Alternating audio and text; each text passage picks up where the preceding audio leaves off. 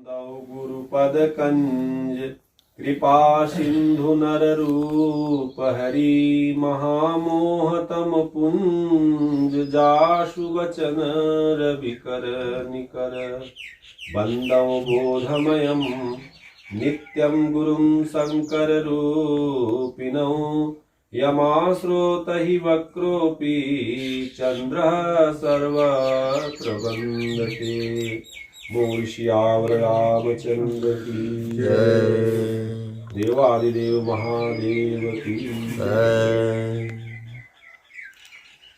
तो आज के भाग में हम लोग रामचरितमानस की एक बहुत ही सुंदर घटना के जो गोस्वामी तुलसीदास ने वर्णन किया है, नारद मोह लीला। तो भगवान के अनन्य भक्त नारद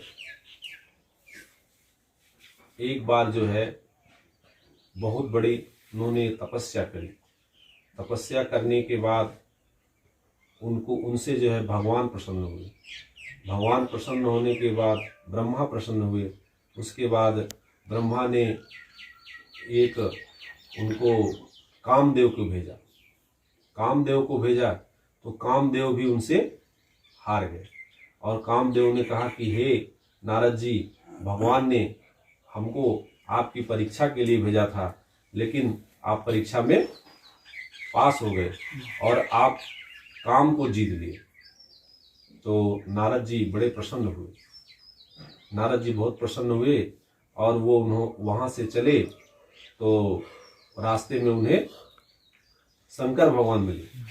तो उन्होंने शंकर भगवान को प्रणाम किया और कहा, हे महादेव, मैंने काम को जीत लिया और मैं इस धरती पर काम को जीतने वाला हो गया हूँ। शंकर भगवान ने कहा कि हे नारद जी, मुझे तो कह दिए, ब्रह्मा जी से मत ये बात कहना। तो नारद जी सोचे कि अरे, मैंने इतनी बड़ी ख्याति प्राप्त की है, मैं अपना ख्याति क्यों न किसी से बताऊं। फिर वो चले ब्रह्मा जी के यहाँ।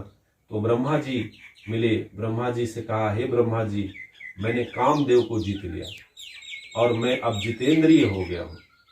तो ब्रह्मा जी ने उन्होंने कहा कि हे नारद जी, आप मुझसे तो कह दिए और विष्णु भगवान से ये बात मत कहिए। नारद जी बोले कि ये सब लोग हमारी ख्याति से जल रहे हैं और मैं अवश्य ही ये बात को विष्णु भगवान को बताऊंगा। तो वो नारद जी वहाँ से जाते हैं और विष्णु भगवान से ये कहते हैं कि हमने अपने तपस्या से जो है कामदेव को भी जीत लिया हूँ और मैं अब जितेंद्रिय हो गया हूँ।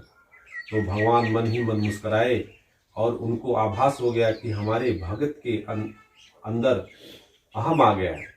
और कहते हैं कि भगवान, घमंड जो है वो भगवान का भोजन होता है और भक्तों के लिए तो वो कभी भी घमंड नहीं रहने देते। तो फिर विष्णु भगवान ने कहा कि नारद जी, आप तो बहुत बड़े तपस्वी हैं, आपसे बड़ा तपस्वी कोई नहीं है।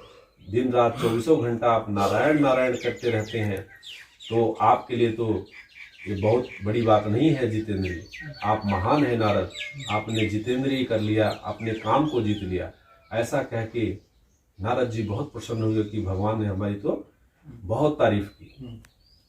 और वहाँ से जैसे चले तो भगवान ने अपनी रचना चालू कर दी और रास्ते में ही उन्हें बहुत बड़ा एक साम्राज्य की रचना कर दी जो कभी था ही नहीं।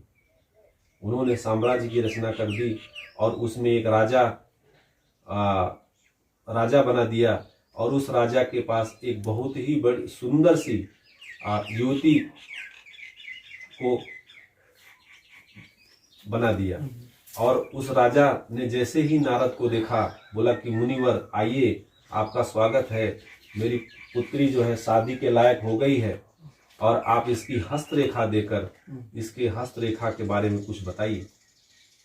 तो नारद जी बड़े प्रसन्न होते हैं और वो उस राजा की लड़की को हस्तरेखा देखने के लिए बैठ जाते हैं। और जैसी हस्तरेखा देखते हैं, उस हस्तरेखा में लिखा होता है कि इस लड़की से जिसकी शादी होगी, इस कन्या से जिसकी शादी होगी, वो तीनों लोक का स्वामी होगा। तो नारद जी के मन में बड़ी ही व्याकुलता हो जाती है कि सारे लोग तो शादीशुदा हैं, शंकर भगवान भी, विष्णु भगवान भी, हमारी ही शादी नहीं हुई है और हम भी शादी जो है कर लेते हैं। और ऐसा कन्या जो है मिलना मुश्किल है जो जिससे शादी होने पे वो तीनों लोग का स्वामी बन जाए। नारद जी मन ही मन ये संकल्प लेते हैं कि हमें इसी कन्या से शादी करनी है। अब उनके राजा ने उनको बताया कि हमने इसका स्वयंवर रखा है और उस स्वयंवर के माध्यम से मैं इसका अपनी पति को ये चुनेगी। तो नारद बोले कि मैं जो है भगवान के पास जाता हूँ और उनसे उनका रूप लेता हूँ, क्योंकि पूरे संसार में, सृष्टि में भगवान से सुंदर कोई नहीं है। और अगर भगवान हमें अपना स्वरूप दे देंगे तो ये कन्या हमें वर लेगी। और बड़ी ही उत्सुकता से भगवान जो है विष्णु भगवान के पास, नारद भगवान विष्णु भगवान के पास चल देते हैं। तो वहाँ पे जाते हैं तो भगवान की जो रचना थी वो जानते ही थे। तो उन्होंने गए भगवान से, कहे कि भगवान हमें आपका रूप चाहिए।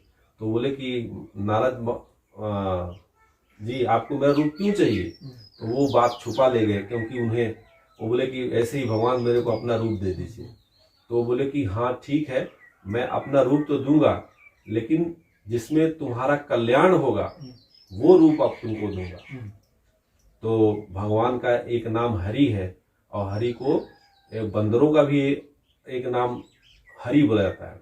तो भगवान ने वही रूप अपना दे दिया उन्हें। भगवान का रूप तो सब भगवान, हर एक जीव में भगवान है, तो वो उन्हें बंदर का रूप दे दिया। अब जब वो वहां पहुंचे तो स्वयंवर चल रही थी। स्वयंवर पहुंच गए, स्वयंवर में पहुंच गए तो वो सोच रहे हैं कि हमारा रूप तो भगवान का है और इस रूप को देख के पक्का ही वो युवती हमें वर ले लेगी, वर कर लेगी। और वहां जाके अपना जो लाइन था उस लाइन में कुर्सी लेके आगे ही बैठ गए कि हमें देखे, वो कन्या हमें सबसे पहले देखे और हमें वर कर ले। तो जैसे ही वो कन्या आती है तो इनके तरफ देखती नहीं है, तो नारद जी और व्याकुल रहते हैं और उठ के फिर दूसरी कुर्सी पे उसके आगे बैठ जाते हैं कि हमें ये कन्या देख ले और मेरा वरण करे। लेकिन अब वो उनका वरण नहीं करती है। तो इतने में क्या होता है कि भगवान शंकर के दो गण भी वहां रहते हैं। उनको देख के वो लोग हंस देते हैं। तो वो बोलते हैं कि थोड़ा अपना एक बार रूप तो देख लेते, स्वयंवर में आ गए हो।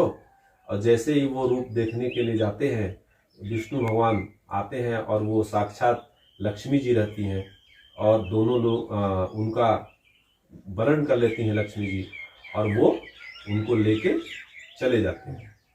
और नारद जी जब रूप अपना देख के आते हैं तो उनको बहुत क्रोध आता है, क्योंकि वो रूप जो है बंदर का था। काफी गुस्से में जो है वो होके भगवान के पास वो चल देते हैं। तो भगवान तो हर जगह व्याप्त है, उनको रास्ते में ही भगवान मिल जाते हैं और देखते हैं कि वही कन्या जो स्वयंवर में थी वो भगवान के साथ है। तो और क्रोध में आ जाते हैं और भगवान को श्राप देते हैं कि जिस कारण मैं एक पत्नी के चक्कर में काफी परेशान हुआ और बेइज्जती सहा, वही पत्नी के लिए आप भी तड़पो। तो वही त्रेता युग में राम अवतार में सीता जी के हरण के बाद भगवान जो है, तो इस प्रकार से भगवान ने कहा कि भाई नारद, ये तो तुम्हारे अंदर ये जो घमंड आया था उसके लिए हमने रचना रची थी। बाद में नारद को भी बहुत पश्चाताप होता है, वो बोलते हैं भगवान अपना ये हमने बहुत बड़ी गलती की, हमसे बड़ी भूल हो गई। तो भगवान केवल भगवान के अलावा यदि आपके अंदर कोई भी चीज रह जाती है तब तक भगवान आपको नहीं प्राप्त होते हैं। इसलिए भगवान अपने भक्तों के अंदर से कोई भी चाह रहती है हमेशा अंतिम समय तक परीक्षा लेते हैं, और जब तक परीक्षा लेते हैं कि जब तक उसके अंदर कोई भगवान के अलावा और कोई चाह न रह जाए तभी हमें भगवान प्राप्त होते हैं। तो इस प्रकार से नारद जी का जो है मोह उन्होंने भगवान ने दूर किया और खुद नारद के श्राप को अपने ऊपर अंगीकार करके रामावतार में एक अपनी पत्नी वियोग में दर दर भटके। इतने दयालु, इतने प्रभु दयालु हैं तो बोल श्यावर रामचंद्र की जय। तो हमारे चैनल को like, share, comment and subscribe करना बिल्कुल ना भूलें। Thank you.